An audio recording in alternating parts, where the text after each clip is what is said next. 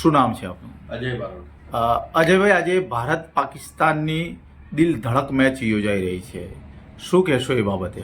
India પાકિસ્તાનની match હંમેશા એક પર્વ જેવી હોય છે અને આજે ચેમ્પિયન ટ્રોફીમાં ઇન્ડિયા પાકિસ્તાન 6ઠ્ઠી વાર 6 ટાઈમ આમને સામને થઈ રહ્યા છે.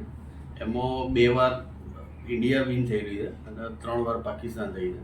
એટલે આજે આમ બી 3-3થી લેવલ કરવાનું જ છે અને હાલની ઇન્ડિયાનું પરફોર્મન્સ જોઈએ, બેટિંગ, બોલિંગ, ફિલ્ડિંગ, તો પાકિસ્તાન કરતાં ઘણું સારું છે.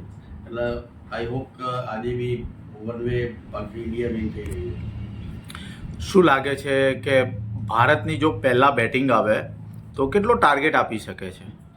ટાર્ગેટ ઇન્ડિયાને હાલ બોલિંગ લાઈન બી એવી છે, સપોઝ 200 રન બી ઇન્ડિયા મારે છે તો બી ચેસ નહીં કરવા દે. બાકી આજની અને વિકેટના જોતા એવું લાગે છે 300+ સ્કોર તો આરામથી ઇન્ડિયા.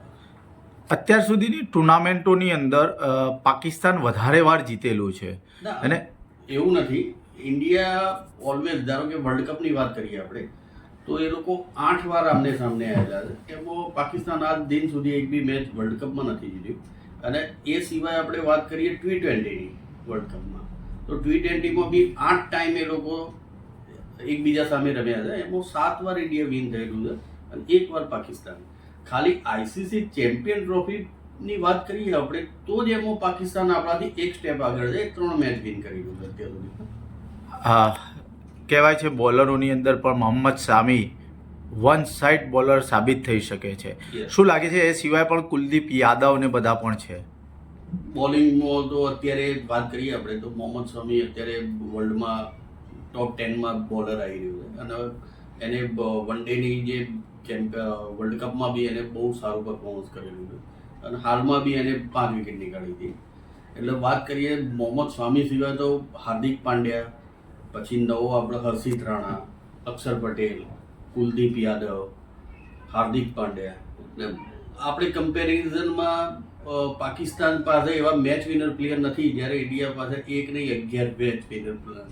અને એમાં બી વિરાટ કોહલી, રોહિત શર્મા, શુભમન ગિલ, બેટિંગમાં બી બહુ મોટી સ્ટ્રેન્થ છે આપણી જોડે. પાકિસ્તાન માટે છેલ્લો ટ્રાય કહી શકાય કે ચેમ્પિયન ટ્રોફીમાં ટકી શકશે કે નહીં ટકી શકે? એનું મુશ્કેલ છે, કારણ કે ઇન્ડિયા સામે આ મેચ જીતવી તો અઘરી જ છે એના માટે. અને આ મેચ જો હાર જ હતો એ ક્વોલિફાઈડ નથી થઈ.